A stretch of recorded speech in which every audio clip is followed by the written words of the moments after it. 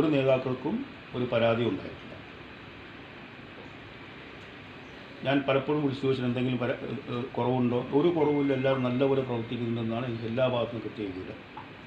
എന്നാൽ പാർട്ടി സഹാക്കൾ ഈ അമർഷമെല്ലാം മാറ്റിവെച്ചുകൊണ്ട് അവർ വളരെ ത്യാഗം സഹിച്ചിട്ടാണ്, അവരുടെ കയ്യിൽ നിന്ന് പണം ചെലവഴിച്ചിട്ടാണ് ഈ ഇലക്ഷൻ പ്രവർത്തനം മുഴുവനായിട്ട് നടത്തിയത്.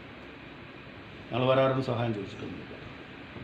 അപ്പോൾ അവർക്ക് ഇപ്പോഴും നിരാശ തന്നെയാണ് പ്രതിഫലം. ഇവിടെ